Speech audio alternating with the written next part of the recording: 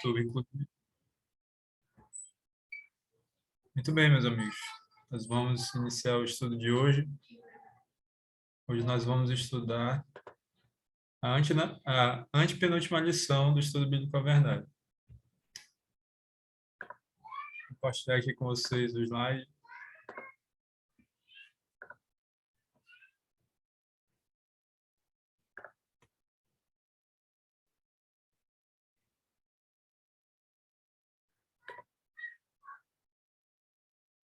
Muito bem.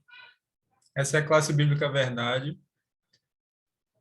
E a classe bíblica tem esse nome por quê? Porque o nosso objetivo aqui é ensinar para vocês a verdade, ou seja, o evangelho verdadeiro, ensinar as doutrinas verdadeiras conforme estão reveladas na palavra de Deus, tá?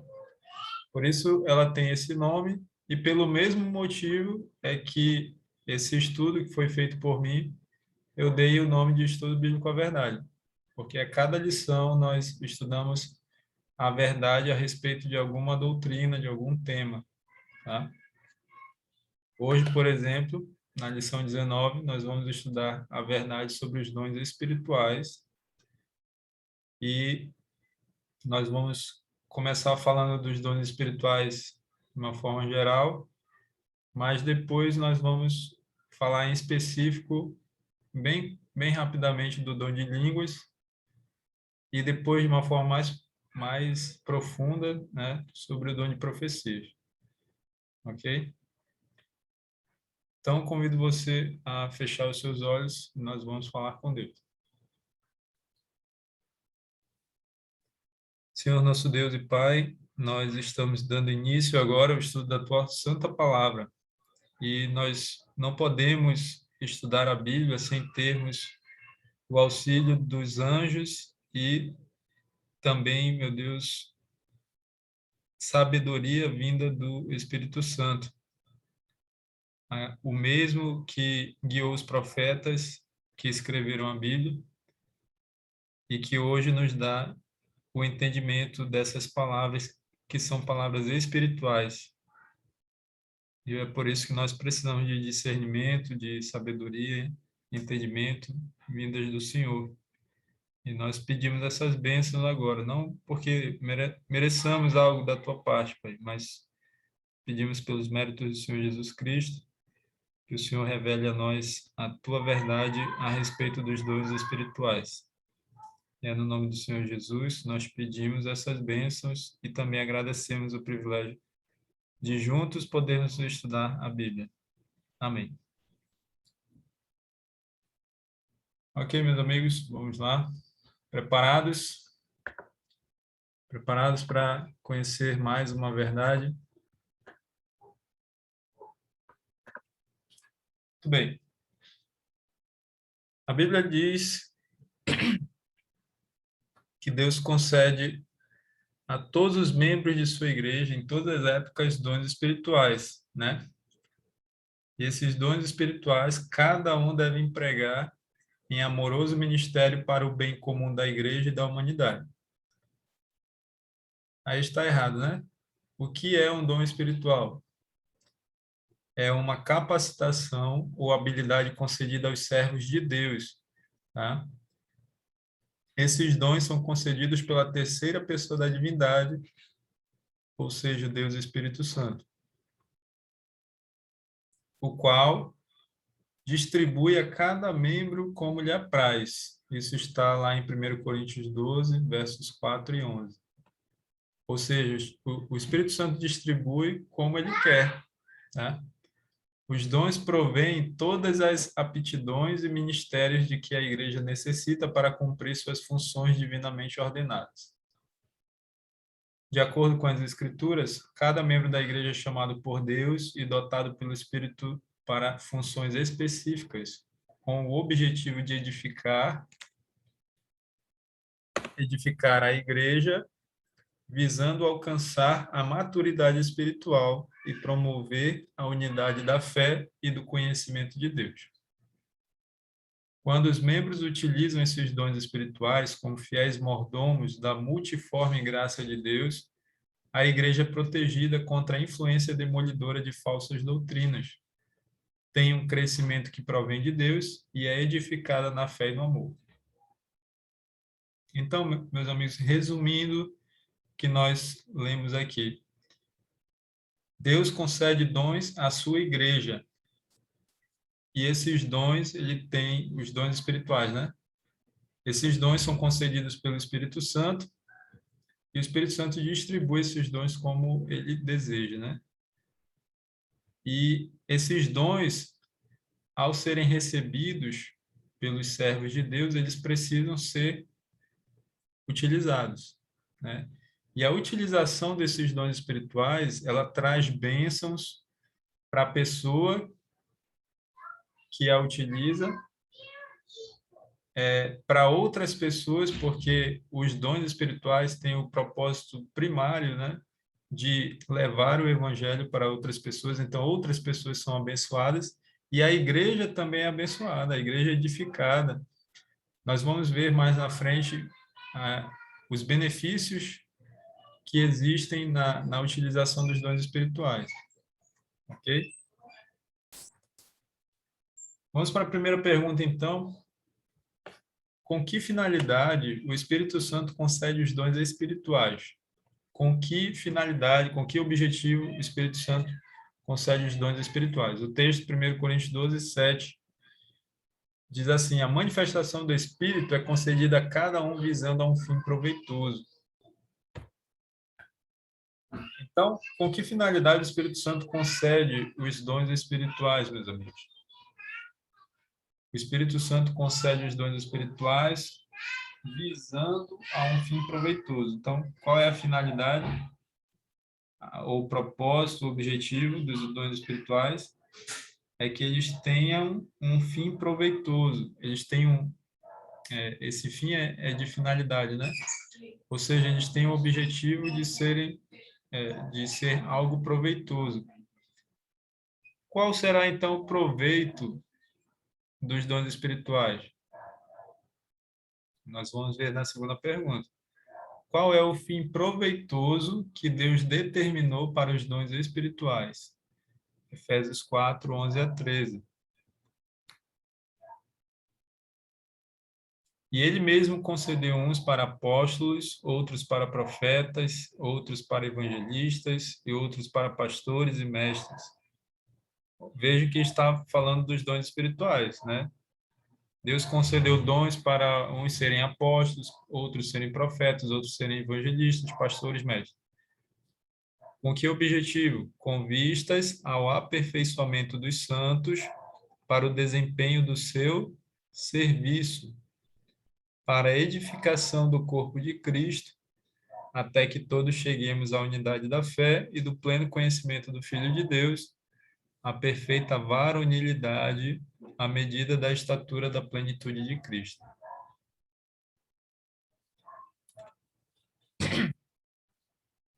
Então, meus amigos, qual é o fim proveitoso que Deus determinou para os dons espirituais? Com que propósito Deus concede os dons espirituais à sua igreja?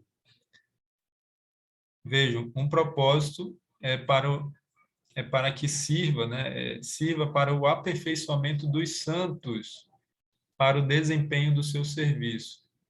Então, o dom espiritual, ele aperfeiçoa os servos de Deus para que eles possam desempenhar o serviço de Deus.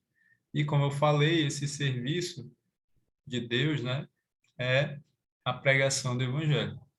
Então, o dom espiritual ele prepara, aperfeiçoa o santo, o servo de Deus para a pregação do evangelho. Nós podemos falar assim, em outras palavras, né? Que mais? Ele também edifica o corpo de Cristo. O que é o corpo de Cristo? A Bíblia diz que é a igreja. Então, ele traz edificação para a igreja. Claro, meus amigos, quando o povo de Deus está envolvido na obra dele, né? Nós não temos tempo para falar dos outros, por exemplo, para olhar para o erro do irmão, né?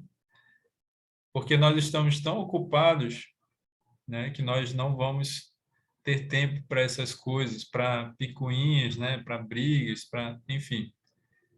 Então, o uso dos dons espirituais edifica a igreja também no sentido de trazer mais pessoas para se tornarem membros do corpo de Cristo.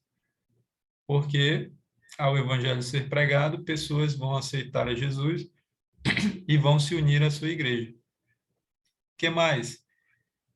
Ao, ao ser utilizados os dons espirituais, vai levar a igreja, né, a chegar, aqui no finalzinho, chegar à unidade da fé e do pleno conhecimento do Filho de Deus. A igreja vai chegar a uma unidade de fé, uma unidade do pleno conhecimento do Filho de Deus, até alcançar, meus amigos, a perfeita varonilidade, até alcançar a medida da estatura da plenitude de Cristo. Em outras palavras, até alcançar o terceiro passo para a salvação, que é a glorificação. E é assim que a igreja estará preparada para receber Jesus quando ele voltar. Então, vejo, meus amigos, que a utilização do dom espiritual traz muitas bênçãos para a pessoa, para outros e para a igreja. Então, diferente dali do... Lembra lá da parábola dos talentos, né?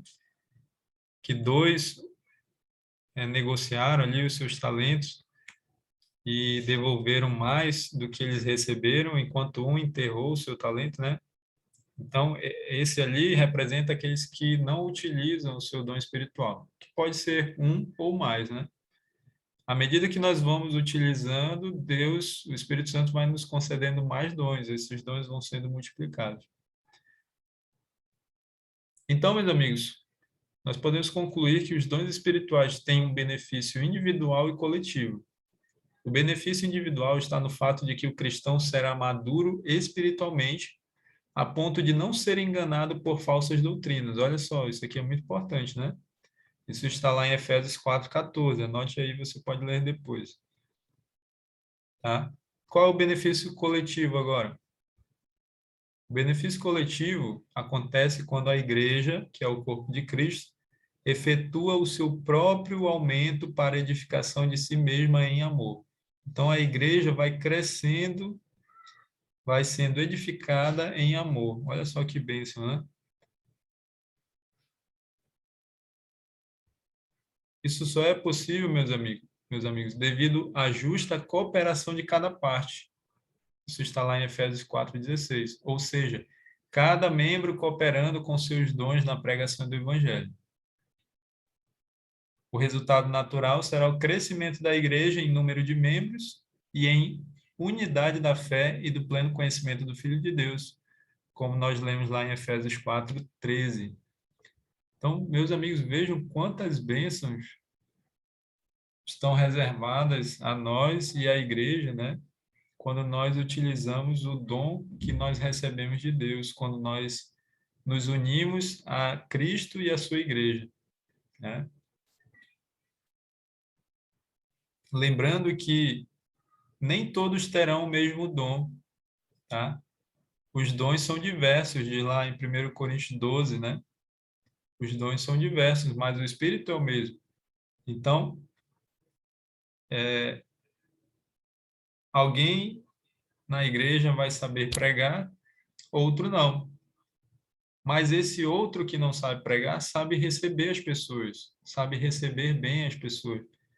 Esse é o dom dele, ou dela, né?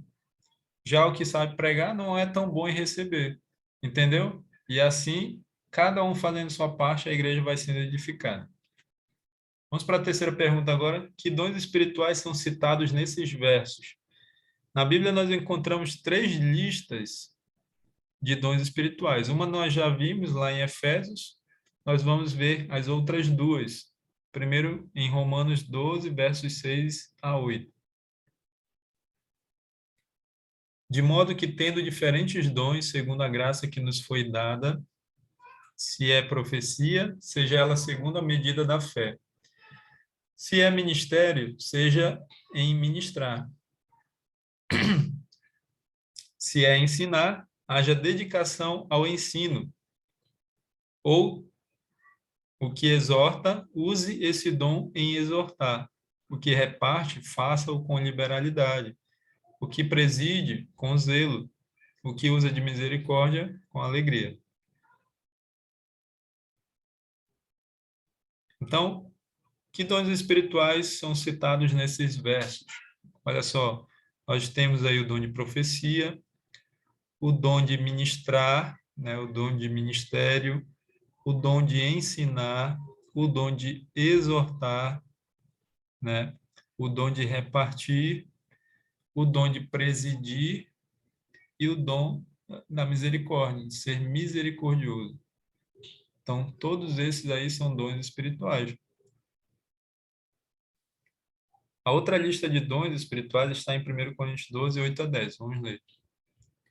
Porque há um pelo Espírito, e esse Espírito aí é o Espírito Santo, né? Você sabe quando você vê o E maiúsculo, né?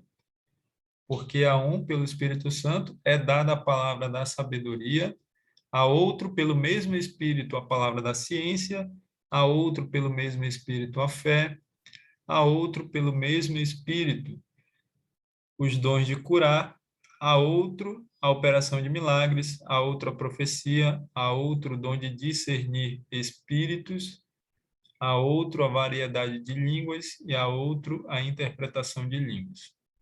Então vamos ver, os dons espirituais são citados nesses versos. Nós temos aí a palavra da sabedoria, né? Deus pode nos conceder esse dom espiritual, né? Outros terão a palavra da ciência, outros terão o dom da fé. A fé é interessante, né? A fé é um dom de Deus, um dom espiritual que todos terão, mas a alguns a fé vai ser concedida em maior proporção, né? Em maior quantidade, vamos dizer assim, do que a outros, tá? O que mais? Dons de curar, o dom de operar milagres, o dom de profecia, que nós vamos falar mais na frente, daqui a pouco, o dom de discernir espíritos, né, ter o discernimento espiritual, o dom de variedade de línguas, o dom de línguas, vamos falar daqui a pouco também, e o dom de interpretar línguas. Ok, então nós vimos aí vários dons espirituais e eu acredito que existem outros que não são citados aí. Agora nós vamos focar no dom de línguas. Existe um debate muito grande a respeito do dom de línguas, né? E nós vamos ver se esse dom que nós vemos hoje, né, nas igrejas, especialmente nas igrejas pentecostais, se esse dom é verdadeiro, é o verdadeiro dom de línguas, ok? Porque existe um falso dom de línguas. Nós vamos ver qual é o verdadeiro dom de línguas aí na quarta pergunta. O verdadeiro dom de línguas acontece quando uma pessoa recebe do Espírito Santo a capacidade de falar línguas estranhas que ninguém entende, ou quando uma pessoa recebe do Espírito Santo a capacidade de falar idiomas que já existem com o objetivo de pregar o Evangelho. Veja que a pergunta está dando duas opções aí. E você vai ter que responder no final da leitura, que é Atos capítulo 2, versos 1 a 11. E aí, eu sugiro que você leia todo o capítulo 2 de Atos, tá? Atos 2 é a primeira vez que a Bíblia fala sobre dom de línguas. Sempre quando você quiser entender a respeito de algo na Bíblia, você tem que ir na origem, tá? Então, você tem que ver onde é que fala a primeira vez na Bíblia sobre aquilo, ok? Então, duas opções aí para vocês. O verdadeiro dom de línguas. Primeira opção é quando uma pessoa recebe do Espírito Santo a capacidade de falar línguas estranhas que ninguém entende. Primeira opção. Ou o verdadeiro dom de línguas é quando uma pessoa recebe do Espírito Santo a capacidade de falar idiomas que já existem, não línguas estranhas, com o objetivo de pregar o evangelho. Ok? Vocês vão ter que responder no final para mim. Vamos ler. Ao cumprir-se o dia de Pentecostes, estavam todos reunidos no mesmo lugar. De repente veio do céu um som como de um vento impetuoso e encheu toda a casa onde estavam sentados. Quem que estava sentado ali? Os 12 os apóstolos, né? E também outros discípulos de Jesus. Isso aqui aconteceu 10 dias, meus amigos, 10 dias depois da ascensão de Cristo.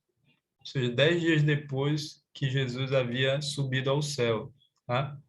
A Bíblia diz que eles estavam reunidos, passaram esses 10 dias ali reunidos, orando, buscando a Deus, e no 10º dia aconteceu isso. O 10º dia que caiu no dia de Pentecostes, que era uma das festas instituídas por Deus para o povo de Israel, né?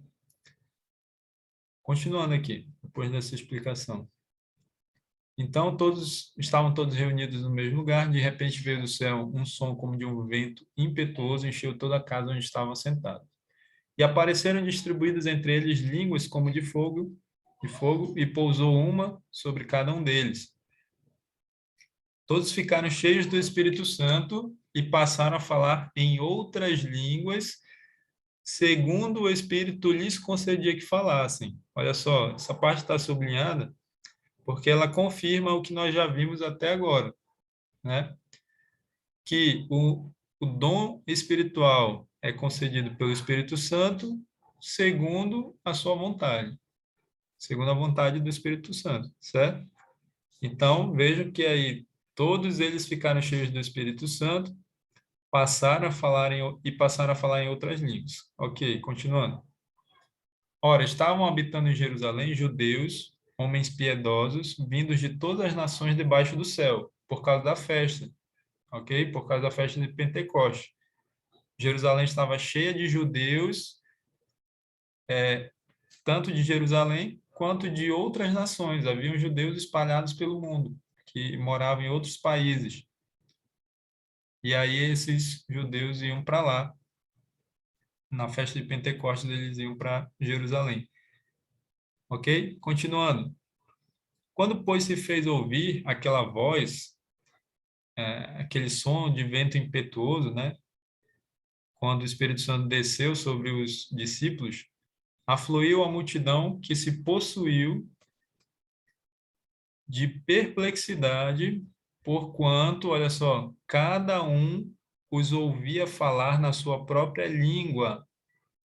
Estavam, pois, atônitos e se admiravam, dizendo: Vede, não são porventura galileus todos esses que aí estão falando? E como os ouvimos falar, cada um em nossa própria língua materna, somos partos, medos, elamitas e os naturais da Mesopotâmia, Judéia, Capadócia, Ponto e Ásia, da Frígia, da Panfilha, do Egito e das regiões da Líbia, nas imediações de Cirene, e romanos, que aqui residem, tanto judeus como prosélitos, e continua a lista, cretenses e arábios. Olha só agora, concluindo a leitura. Como os ouvimos falar em nossas próprias línguas as grandezas de Deus, foi a pergunta que eles fizeram. Meus amigos, baseado nesses versos, eu gostaria que vocês me respondessem a pergunta. Vamos voltar lá. Vamos voltar aqui. Dessas duas opções, qual vocês acreditam, baseado no texto bíblico, claro, que seja o verdadeiro dom de línguas? É quando uma pessoa fala línguas estranhas que ninguém entende, ou quando uma pessoa recebe do Espírito Santo a capacidade de falar idiomas que já existem com o objetivo de pregar o evangelho? Me A ajudem. capacidade de falar idiomas diferentes. com o objetivo de pregar o evangelho. Ok, então o Gabriel acha que é a segunda opção, né? Capacidade de Sim, falar idiomas, né? Que já existem. Cadê a Camila e a Juscelene? O que Eu vocês também acham? concordo com a segunda opção, viu? Que é essa segunda aí, de falar sem ter o conhecimento. Falar um Um idioma sem ter o idioma, conhecimento. sim. Mas, no caso, é uma língua que existe, ou uma língua estranha. Sim, uma língua que já exista. Ah, tá. E a Camila? Eu também concordo com eles dois, falar uma língua que já existe. Ok, então todos concordam, todos, baseado no texto bíblico, concordam, e eu também concordo com vocês, que o verdadeiro dom de línguas é como uma pessoa, quando uma pessoa recebe do Espírito Santo a capacidade de falar uma língua ou um idioma que ela não sabe, mas por isso ela é capacitada pelo Espírito Santo para fazer isso, né? Mas um idioma que já existe, claro, e com um propósito, com um fim proveitoso. Lembra do fim proveitoso? Qual é esse fim proveitoso? Pregar o evangelho. Então, meus amigos, baseado nisso, se esse é o verdadeiro dom de línguas, o que que nós podemos falar desse dom de línguas que é falado em algumas igrejas, né? Especialmente as igrejas pentecostais e neopentecostais, as igrejas carismáticas. O que que nós podemos falar desse dom de línguas em que são faladas línguas estranhas que ninguém entende, e sendo que ninguém entende, também não há nenhum fim proveitoso nelas, porque ninguém entende. O que que nós podemos falar desse dom de eu línguas? tenho uma dúvida. Pode falar. É, não, esse tom de línguas dessas outras igrejas não é bíblico, mas por que eles assim utilizam? Qual é o fim? Qual é o objetivo? Se não é para pregar.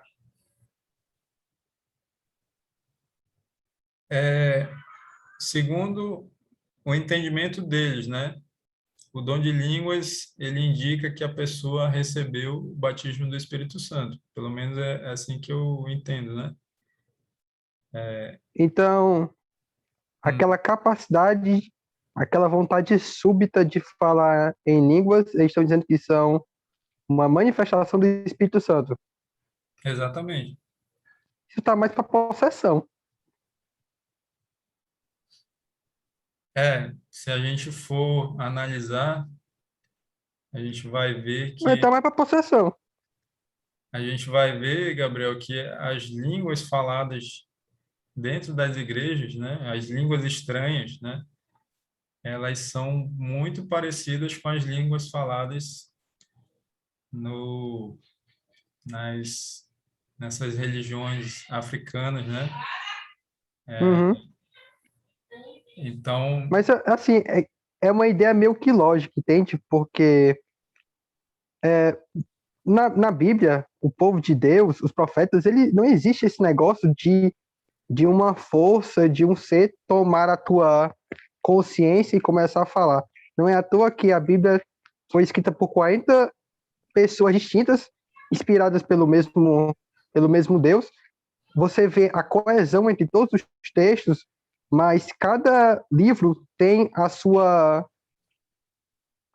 assinatura, entende? hum, Entendeu o que eu quero dizer? Que entendi. ele não perdeu, a pessoa não perde a personalidade dela quando vai passar a palavra de Deus. Exatamente. Então, meus amigos, o que que nós estamos vendo é que existe um falso dom de línguas e que esse é um dos enganos de Satanás. Então, imagina uma pessoa que vai à igreja para buscar a Deus, para ter comunhão com Jesus, para ouvir a palavra de Deus, e chega lá, ela recebe um falso dom de línguas. Se esse dom de línguas estranhas não é dado por Deus, por quem é dado então?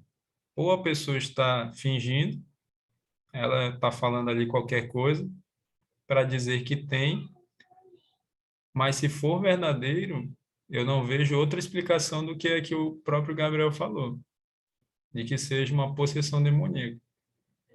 Por incrível que pareça, aquilo que as pessoas creem que vem de Deus pode estar vindo de Satanás. É a mesma ideia do Chico Xavier, que ele dizia, ele admitia, né, que via um espírito que possuía o corpo dele e começava a escrever, psicografar.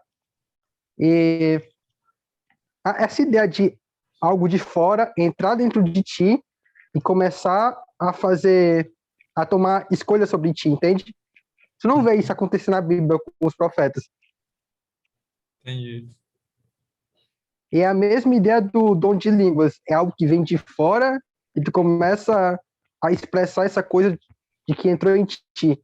É a mesma essência. Não sei como é que o pessoal não consegue fazer a ligação do A para o B. Entendi. Então, meus amigos, não só o dom de línguas, um falso dom de línguas, nós temos visto dentro das igrejas, isso tem sido atribuído ao Espírito Santo, mas também várias outras manifestações que não estão de acordo com a palavra de Deus, que não vêm do Espírito Santo. Por exemplo, eu vou mandar para vocês no grupo, mas vocês já devem ter visto uma pessoa dentro da igreja girando, e aquilo ali é atribuído ao Espírito Santo.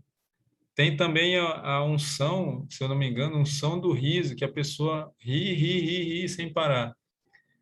Isso não tem nada a ver com o Espírito Santo, meus amigos. Isso não vem de Deus, essas coisas, essas manifestações não vêm de Deus, tá? Então, vejam como o engano é gigantesco, né?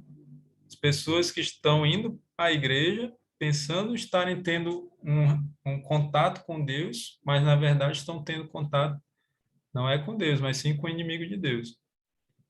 Então, eu estou falando isso aqui não para que eu não estou falando contra os nossos amigos, irmãos pentecostais, tá? Não temos nada, não tenho nada contra eles, mas o meu dever aqui é apresentar a verdade. Então, eu preciso falar a verdade, mesmo que às vezes essa verdade doa, né? Mas é meu objetivo aqui falar a verdade para vocês. Se fosse para chegar aqui e falar e encobrir as coisas, não falar toda a verdade, eu nem vim aqui. Tá certo, meus amigos? Então, a verdade precisa ser dita e essa é a verdade. Existe um verdadeiro dom de línguas, mas também existe um falso. E muitos estão buscando esse falso dom de línguas. Tá? Inclusive, muitas pessoas se sentem oprimidas por não conseguirem falar, né, essas línguas estranhas, e aí é dito ali pelos líderes religiosos dessa igreja que essa pessoa não recebeu o batismo do Espírito Santo, mas isso não tem nada a ver com o batismo do Espírito Santo, como nós já estudamos o verdadeiro batismo do Espírito Santo lá na lição 7 desse estudo bíblico. Né?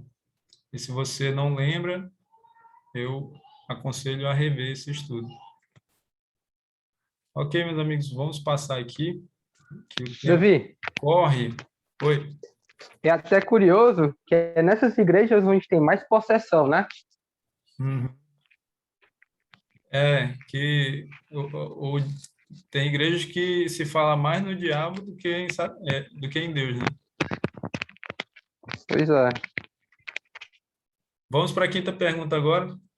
Após o pecado, agora nós vamos focar no dom de profecia e nós vamos no dom de profecia até o final, tá bom?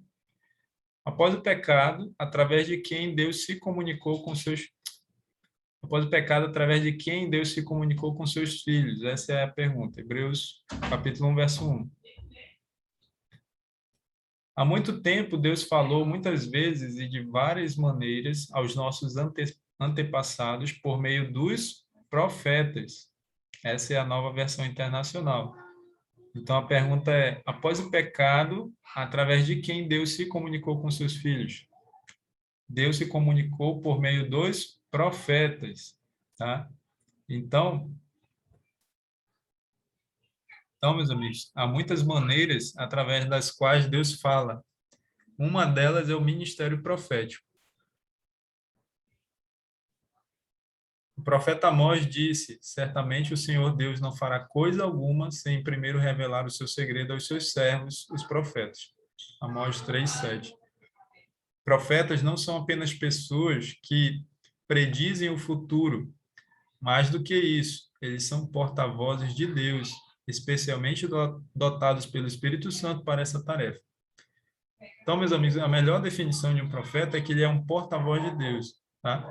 Não é só falar o que vai acontecer no futuro. Tem mensagens dadas pelos profetas, isso nós vemos na Bíblia, que eram para uma pessoa em específico, ou que era para um povo específico, que era para aquele tempo específico, tá? E algumas vezes os profetas profetizavam no sentido de falar o que aconteceria no futuro, tá? Mas eles são porta-vozes de Deus. E como que Deus transmitia a sua mensagem ao profeta? Números 12:6 tem a resposta. Então disse: eu ouvi agora as minhas palavras. Se entre vós há profeta, eu, o Senhor, em visão a ele me faço conhecer, ou falo com ele em sonhos. Então, como Deus transmitia a sua mensagem ao profeta? Aqui, Deus, o próprio Deus fala que ele, em visão, se fazia conhecer ao profeta ou falava com ele em sonhos. Então, Deus se utilizava de duas coisas para se comunicar com os seus profetas: visão ou sonhos. Tá? Qual a diferença de visão para sonho? O sonho, você vê, né, as cenas, né, uma história, algo, estando dormindo. A visão não. É a mesma coisa, só que você está acordado. Tá? Então, assim Deus transmitia a sua mensagem e Deus dizia para o profeta para quem era essa mensagem, e o profeta, como porta-voz de Deus, ele tinha a função, ele tinha o dever de levar essa mensagem para quem Deus havia indicado. Um exemplo bem conhecido é o de Jonas, o profeta Jonas. Deus deu a mensagem para Jonas, Deus disse para quem ele deveria levar, e no caso era para os ninivitas, né? E você conhece a história, né? Que Jonas fugiu, depois ele se arrependeu e foi lá e levou a mensagem que Deus tinha dado para os ninivitas, né? Que Deus tinha para os ninivitas. E era uma mensagem de juízo, né? Deus disse que se eles não se arrependessem, Nínive seria destruída em 40 dias. E que bom que eles se arrependeram naquele momento, né? E Nínive não foi destruída, porque nosso Deus é um Deus de amor, de misericórdia e graça. Então, Deus, pelo arrependimento deles, né, é que Deus voltou atrás e a cidade não foi destruída. Sétima pergunta agora, meus amigos. Que sinal seria visto no mundo religioso antes da volta de Jesus? Nós estudamos sobre a volta de Jesus e nós vimos esse sinal lá no estudo, nós vamos rever agora. Mateus 24:11. Levantar-se-ão muitos falsos profetas e enganarão a muitos. Então, esse é um dos sinais da volta de Jesus, sinal esse que seria visto no mundo religioso, ou seja, o surgimento de muitos falsos profetas. E esses falsos profetas enganariam a muitos.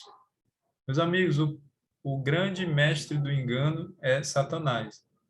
Se esses falsos profetas enganam as pessoas, enganam muitas pessoas, é porque eles estão sendo usados por Satanás. Ok? Onde é que nós vemos isso sendo cumprido claramente, né? Esse sinal. Veja, nós vimos que o profeta é um porta-voz de Deus, que recebe a mensagem de Deus por meio de sonhos ou visões. Mas, numa segunda instância, né, todo aquele que, por meio da palavra de Deus, se torna um porta-voz de Deus, aquele que transmite a mensagem de Deus para as pessoas, a mensagem que está na Bíblia, ele é um profeta de Deus. Então, nesse sentido, eu que estou transmitindo a palavra de Deus aqui para vocês, eu sou um profeta, nesse sentido, tá? Ou seja, eu estou sendo um porta-voz de Deus ao transmitir para vocês a mensagem de Deus que está na sua palavra, tá certo? Mas eu posso ser um verdadeiro ou um falso profeta. O que define isso, né? Se o que eu estou apresentando para você está correto, o evangelho verdadeiro, conforme está na palavra de Deus, então eu sou um profeta verdadeiro. Mas se você verificar que qualquer coisa, que alguma coisa que eu esteja falando aqui está incorreto, não está de acordo com a palavra de Deus, não faz parte do evangelho verdadeiro, então eu sou um falso profeta e você não deveria nem estar aqui me ouvindo agora. Tá? Porque nós temos que fugir, a Bíblia diz, dos falsos profetas. Por quê? Porque está aí, ó, Jesus mesmo falou que eles enganariam a muitos.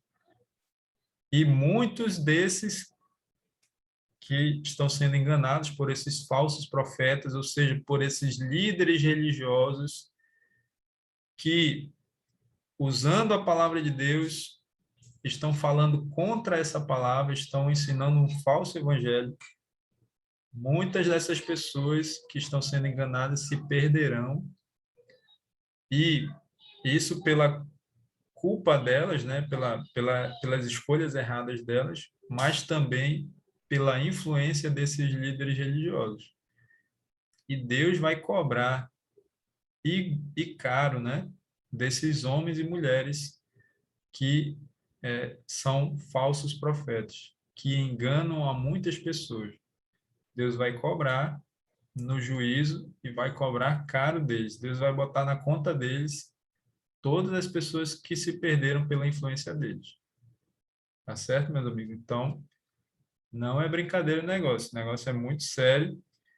E se eu, sabendo disso, se eu estivesse aqui apresentando algo que eu tivesse pelo menos dúvida de que não está correto, eu nem vim aqui, porque eu não quero ser um falso profeta e enganar a muitos, tá? Mas como eu tenho convicção daquilo que eu estou falando para vocês, porque eu estudei e acredito que Deus, com a ajuda de Deus, né, eu cheguei à conclusão de que isso está correto. Tudo que eu apresento aqui para vocês é verdadeiro, faz parte do evangelho verdadeiro. Então eu venho aqui tranquilamente estudar a Bíblia com vocês. Tá certo? Vamos para a oitava pergunta agora, meus amigos. O que fazem os falsos profetas para enganar as pessoas? Além de ensinar um falso evangelho, né? Mateus 24:24. Porque surgirão falsos cristos e falsos profetas, operando grandes sinais e prodígios para enganar, se possível, os próprios eleitos. Então, a pergunta é, o que fazem os falsos profetas para enganar as pessoas? Meus amigos, eles operam até mesmo grandes sinais e prodígios para enganar as pessoas. E Jesus disse que, se possível, eles enganariam os próprios eleitos. Ou seja, pessoas que fazem parte do povo, da igreja de Deus, da igreja verdadeira. E também da igreja invisível, né? Então, meus amigos, analisem comigo o seguinte: nós não temos poder de operar grandes sinais e prodígios. Nós não temos. Como seres humanos, não temos esse poder. Mas nós podemos receber poder de Deus para operar grandes sinais e prodígios? Sim ou não, meus amigos? Sim. Sim. Sim, podemos, né? Nós vemos isso várias e várias vezes na Bíblia.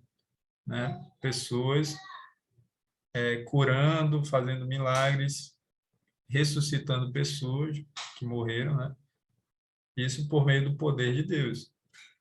Mas, se Jesus disse que falsos profetas fariam milagres, operariam grandes sinais de prodígio para enganar, será que eles fazem isso pelo poder de Deus? Será que Deus é quem concede poder a eles para fazerem essas coisas?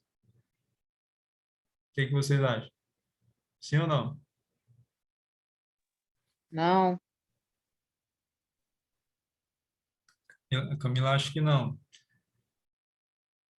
Não pode ser Deus, né? Não pode vir de Deus isso. Se não é de Deus, quem é que dá poder para esses falsos profetas operarem grandes sinais de prodígio, meus amigos? Os espíritos. O diabo. Exatamente. Satanás. E quando Gabriel fala os espíritos, ele está se referindo aos demônios. Exatamente. Então, Satanás e os demônios, né, é quem concede a esses falsos profetas, esses líderes religiosos, poder para curar, para fazer milagres. Quer dizer que toda a cura desses falsos profetas pelo poder de Satanás são verdadeiras? Não, muitas são falsas, é encenação, né? Alguns são verdadeiros. Algumas são verdadeiras, exatamente. É isso que eu ia Até falar. porque Jesus fala, né, que muitos curaram em teu nome, mas Jesus dirá, eu não vos conheço. Alguma coisa assim, eu Exatamente. não lembro. Mateus 7, 21. 21 a 23, se eu não me engano. Procura aí, Gabriel, para ler para a gente esses versos, por favor. Então, meus amigos, olha só como o engano é tão grande, e isso é só a pontinha do iceberg. Nós que estamos nos aproximando da volta de Jesus, Satanás está reservando enganos muito maiores que a gente nem imagina, tá? Mas esse já é um dos grandes enganos dele. Então, imagina as pessoas vendo ali os seus líderes religiosos, né, fazendo milagres, curando. Como que elas vão dizer que esses homens e mulheres estão fazendo isso pelo poder de Satanás? Não vão, dificilmente, a não ser que Deus abra os olhos delas, a não ser que elas estudem a Bíblia, como vocês estão estudando aqui, para entender que se esses homens não pregam a verdade, eles são falsos profetas, tá? E não importa o que eles façam, não importa se eles fizerem milagres, continuam sendo falsos profetas. Encontrou aí, Gabriel? Encontrei. Pode ler para a gente, por favor. Nem todo o que me diz Senhor, Senhor, entrará no reino dos céus, mas aquele que faz a vontade de meu Pai, que está nos céus. Muitos me dirão naquele dia, Senhor, Senhor, não profetizamos nós em teu nome? E em teu nome não expulsamos demônios? E em teu nome não fizemos muitas maravilhas? E então lhes direi abertamente, nunca vos conheci, apartai-vos de mim, vós que praticais a iniquidade. Muito bem. É isso aí, meus amigos. Então, vejam que esses homens, né, essas pessoas, citam algumas obras que eles fizeram em nome de Jesus. Eles citam aí expulsão de demônios, Maravilhas que pode ser curas, né? isso, milagres. Me ajuda aí que fugiu da mente a terceira coisa. São três coisas. Rapidinho, peraí. Profetizar no teu nome, Isso, expulsar demônio, isso, exatamente. muitas maravilhas. Então, vejo que eles citam essas três coisas, né? Profetizaram em nome de Jesus, curaram em nome de Jesus, fizeram milagres em nome de Jesus, expulsaram demônios em nome de Jesus. Mas eles fizeram isso pelo poder de Jesus, sim ou não? Sim. Eles fizeram isso pelo poder de Jesus? Quando foi vindo de Deus, sim, não? Não, mas Profetizar, eu tô falando desse caso aí. Jesus está falando. Eles vão falar para Jesus: Senhor, nós não profetizamos em teu nome, nós expulsamos demônios em teu nome, nós fizemos muitos milagres em teu nome.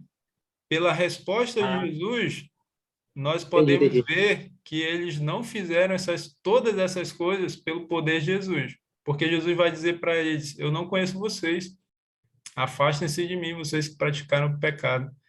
Então, pela resposta de Jesus, nós vemos que eles não fizeram pelo poder de Jesus essas coisas. Se não foi pelo poder É, de Jesus, foi pelo poder de quem? Foi pelo poder de Satanás. Satanás. Levi, agora que eu me toquei, Jesus fala em iniquidade. E quando é Uhum. usado esse termo, lá em 1 João 3,4, iniquidade também é traduzido como transgressão da lei. Exatamente, ou o pecado, né? Pecado é a Sim, transgressão da sim. lei, né? Exatamente. Então, esses homens, mesmo sendo líderes religiosos, mas viviam um cristianismo de fachada, né? Vivem, né? Porque nós vemos isso nos dias de hoje. Eles vivem na prática do pecado, né? Então, é por isso que Jesus vai falar para eles: não vos conheço. E enquanto eles estão indo para a perdição, eles estão levando muitos para a perdição juntamente com eles. E aí, como eu falei para vocês, Deus vai cobrar desses homens e mulheres e vai colocar na conta deles a perdição dessas pessoas. Meus amigos, agora vem uma parte muito importante do nosso estudo, porque se nós não queremos ser enganados pelos falsos profetas, né, nós precisamos saber diferenciar o verdadeiro do falso. Então, na nona pergunta, nós vamos ver como saber se um profeta ou líder religioso é um profeta verdadeiro. 1 João 4:1, que diz assim: Amados, não deis crédito a qualquer espírito, antes provai os espíritos se procedem de Deus, porque muitos falsos profetas têm saído pelo mundo fora. Então, como saber se um profeta ou líder religioso é um profeta verdadeiro? O conselho de Deus é que a gente não dê crédito a qualquer espírito. O espírito aí é no sentido de uma pessoa, tá? Ou seja, não dê crédito a qualquer pessoa. Antes, o que que nós devemos fazer? Provai os espíritos, provai as pessoas se procedem de Deus. Então, esse é o conselho de Deus para nós. Como é que nós podemos saber se alguém é um profeta verdadeiro? Nós precisamos provar essas pessoas para ver se elas procedem de Deus. Agora, que meio nós utilizamos ou o que nós utilizamos para provar se alguém procede de Deus, se é um profeta verdadeiro ou não? O que vocês acham que nós utilizamos para fazer essa prova?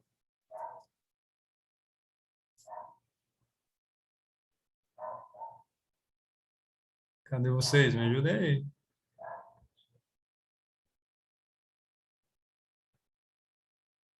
O que vocês acham que nós utilizamos para provar os espíritos se procedem de Deus? Usa na Olha, eu acho Bíblia. que Oi? só orando a Deus e examinando a palavra, né? Examinando as escrituras, porque só assim a gente vê. Porque ele diz provar esse espírito realmente é de Deus, né? E aí fica Exatamente. meio difícil, né? Exatamente. Então, alguém mais quer falar? Levi, Oi. existe algum checklist para ver? Porque tem um checklist na Bíblia para ver se é um profeta de Deus. Sim. Existe também para ver se o espírito procede de Deus, assim, algo sistemático?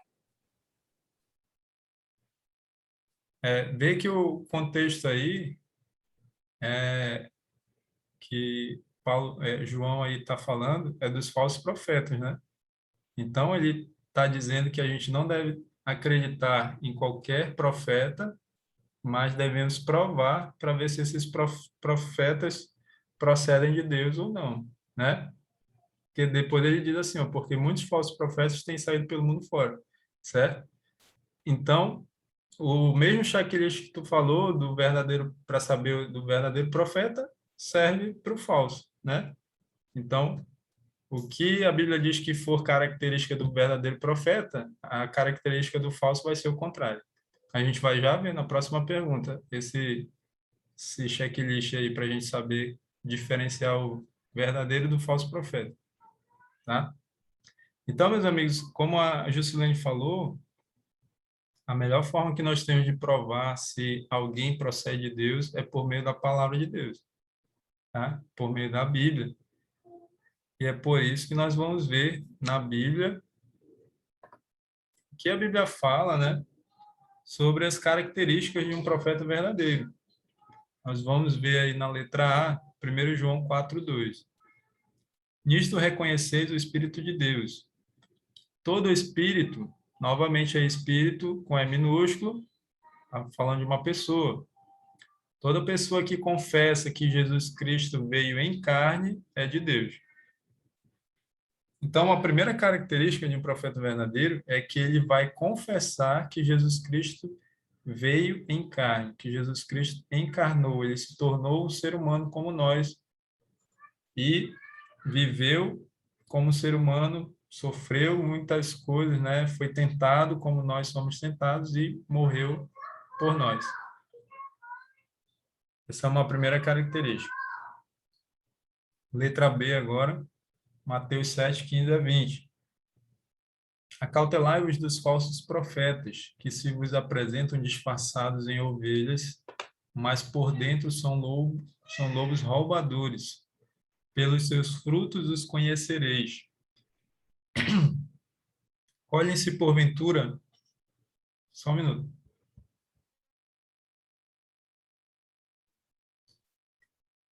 Colhem-se porventura uvas dos espinheiros ou figos dos abrolhos?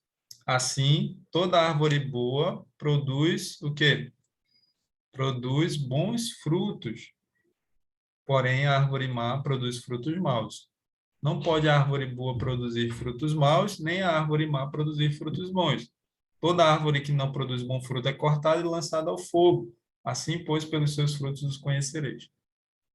Então, meus amigos, segunda característica aí de um profeta verdadeiro é que o profeta verdadeiro, ele dará bons frutos na sua vida, né? Jesus disse que pelos seus frutos nós podemos conhecer um profeta verdadeiro de um falso profeta, né? Então, o profeta verdadeiro, claro, ele vai dar bons frutos, o falso profeta vai dar frutos maus. Então, ou seja, esses frutos eu entendo como sendo as ações de uma pessoa, né? Então, o profeta verdadeiro vai ter boas ações na sua vida, boas obras. O falso vai ter o contrário, mais ações, mais obras. Ok? Letra C agora, o verso que o Gabriel leu ainda há pouco, Mateus 7:21. Nem todo que me diz Senhor, Senhor entrará no reino dos céus, mas aquele que faz a vontade de meu Pai que está nos céus. Então, uma terceira característica do profeta verdadeiro é que ele faz a vontade de Deus conforme está revelado na sua palavra. Ok? Quarto agora, Deuteronômio 18, 21 e 22. Se disseres no teu coração, como conhecerei a palavra que o Senhor não falou? Sabe que quando esse profeta falar em nome do Senhor e a palavra dele se não cumprir, nem suceder como profetizou, esta é a palavra que o Senhor não disse. Com soberba a falou tal profeta, não tenhais temor dele. Uma quarta característica do profeta verdadeiro, meus amigos, é que se ele profetizar algo, se ele predizer algo, ou seja, alguma coisa que ainda está no futuro, a sua palavra tem que se cumprir. Ou seja, aquilo que ele falou precisa se cumprir. Se não se cumprir, ele é um falso profeta.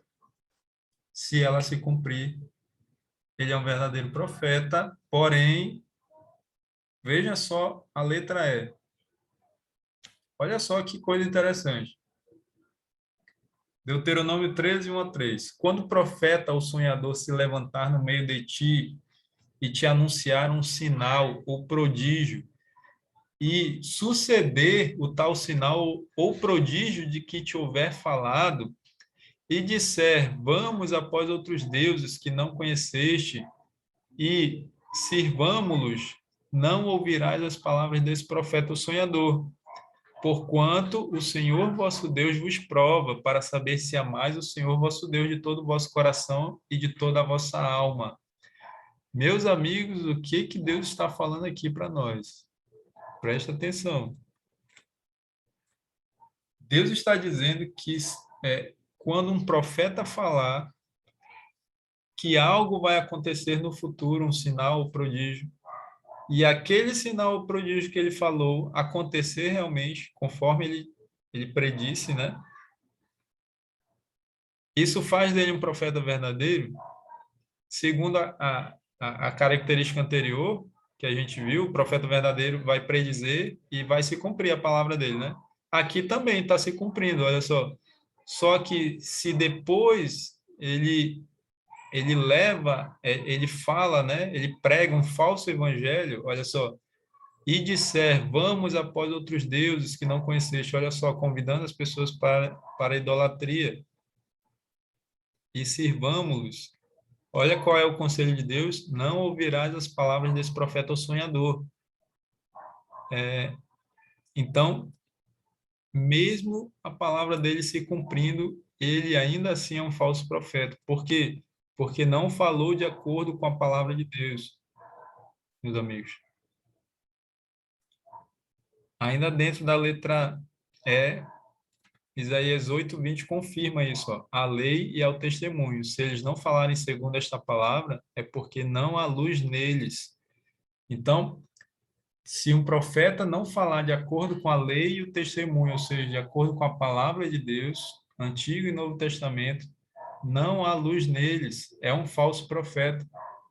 Mesmo que ele prediga algo, mesmo que ele fale, profetize algo e aquilo acontecer, mas se ele prega um falso evangelho, se ele não fala de acordo com a palavra de Deus, então ele é um falso profeta. Então veja que a gente não pode pegar só uma dessas características para chegar à conclusão se um profeta é verdadeiro ou falso. Nós precisamos ver no profeta verdadeiro todas essas características, todas elas, ok? E ainda tem mais uma, ó. Daniel 10, 7 a 9. Só eu, Daniel, tive aquela visão. Os homens que estavam comigo nada viram. Não obstante, caiu sobre eles grande temor e fugiram e se esconderam. Fiquei, pois, eu só e contemplei esta grande visão. E não restou força em mim. O meu rosto mudou de cor e se desfigurou e não retive força alguma. Contudo, ouvi a voz das suas palavras e, ouvindo-a, caí sem sentido os rostos em terra. Então, ao receber a mensagem de Deus por meio de visão, o profeta ele podia, como nós vemos aqui o exemplo de Daniel, ele podia ter alguns fenômenos físicos, né? Aqui Daniel diz que não restou força nele, perdeu as forças, o seu rosto mudou de cor, se desfigurou, né? O profeta também pode ficar sem respirar ao receber uma visão, tá? Então, essa é mais uma característica. Nós finalizamos essa pergunta aqui e vimos várias características para nós sabermos se um profeta é verdadeiro ou não. Somente a presença de algumas dessas características não é prova suficiente do verdadeiro dono de profecia, nem mesmo a operação de curas e milagres, pois Satanás também opera sinais, como nós podemos ver lá em Êxodo 7, 9 a 12. O verdadeiro profeta deve apresentar todas as 6 características ensinadas na Bíblia. Nós vimos 6 características e o verdadeiro profeta deve apresentar todas elas na sua vida, ok? Para ser um verdadeiro profeta. Pergunta 11 agora, meus amigos. Vamos correr aqui que o nosso tempo já estourou. Qual a motivação desses falsos mestres e falsos profetas ao pregarem a Bíblia? Segundo Pedro 2, de 1 a 3. Qual a motivação desses homens? Assim como no meio do povo surgiram falsos profetas, assim também haverá entre vós falsos mestres, os quais introduzirão dissimuladamente heresias destruidoras até o ponto de renegarem o soberano Senhor, que os resgatou, trazendo sobre si mesmos repentina destruição. E muitos seguirão as suas práticas libertinas, e por causa deles será infamado o caminho da verdade. Também, movidos por avareza, farão comércio de vós com palavras fictícias. Para eles o juízo lavrado a longo tempo não tarda, e a sua destruição não dorme. Meus amigos, anotem esse verso aí, leiam depois com calma, analisem com calma esses versos aí, 2 Pedro 2, de 1 a 3, para você ver o que homens que se dizem de Deus, líderes religiosos, falsos profetas ou falsos mestres, farão contra Deus. Olha só, aqui diz que eles introduzirão heresias destruidoras, até mesmo ao ponto de negar Jesus Cristo. E aquilo que eu falei para vocês, ó, que Deus vai colocar na conta deles, fala aqui, ó, trazendo sobre si mesmos repentina destruição. Olha só, eles vão infamar o caminho da verdade, porque eles pregam mentiras. E aqui no finalzinho diz, ó, para eles o juízo lavrado a longo tempo não tarda e a sua destruição não dorme. Aquilo que eu falei para vocês, que Deus vai cobrar deles. Mas a pergunta é, qual é a motivação, né? Qual é a motivação desses falsos profetas? E aqui nós vemos, ó, movidos por avareza. O que é avareza? É o apego ao dinheiro, o apego aos bens materiais, às riquezas, o amor ao dinheiro, né? Esse amor ao dinheiro, movidos por esse amor ao dinheiro, farão que comércio de vós com palavras fictícias. E o que é que nós vemos hoje, meus amigos, dentro das igrejas evangélicas? Não é um verdadeiro comércio? O pregador Sim, está lá, está pregando, aí ele dá uma pausa lá para fazer um merchandising lá, né? Um comercial. Eu acho interessante isso.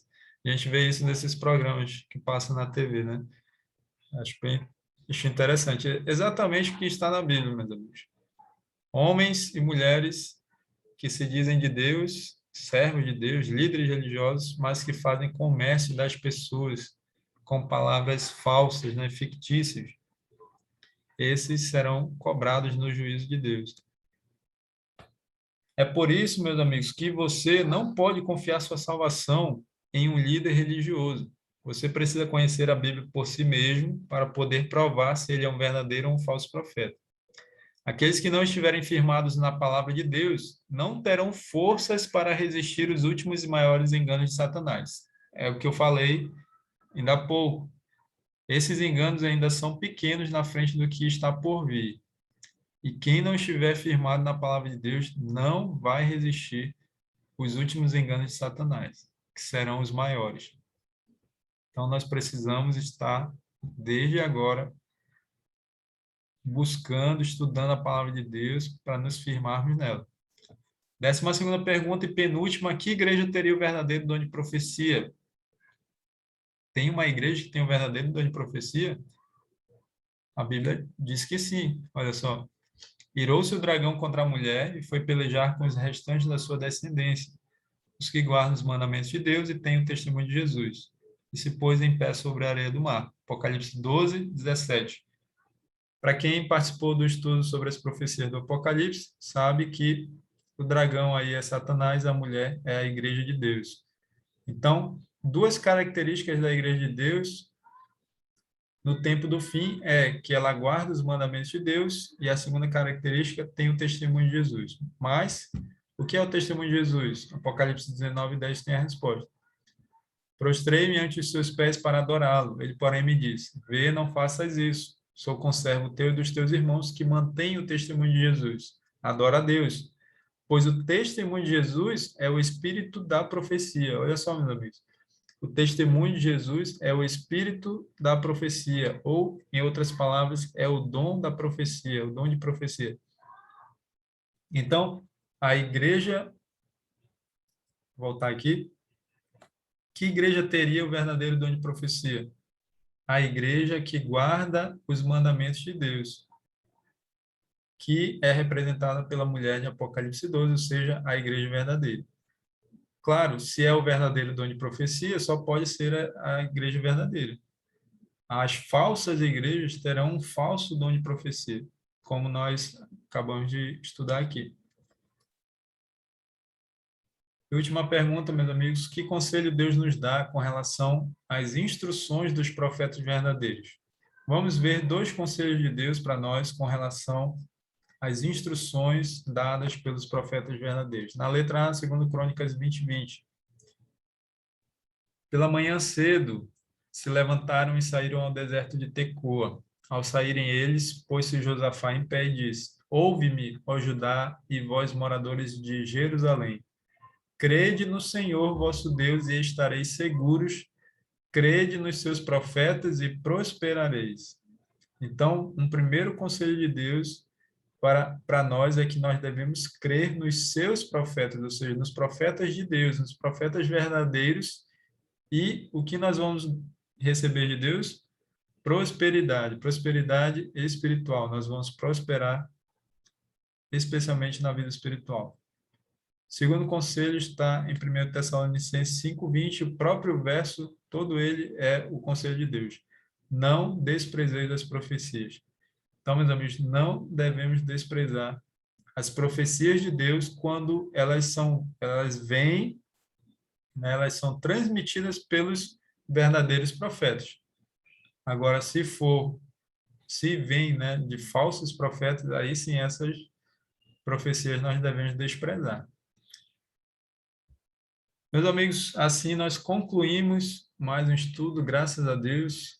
Como eu falei, seria um estudo longo, nós passamos um tanto aí da nossa meta de 1 hora de estudo, mas que é necessário, nós também falamos outras coisas aqui, acrescentamos, então por isso ficou mais longo também. Mas nós vamos concluir agora tomando a nossa decisão, como sempre fazemos ao final de um estudo, porque senão não valeu a pena estudar a Bíblia. Se no final nós não aceitarmos e colocarmos em prática os princípios que nós aprendemos na Palavra de Deus.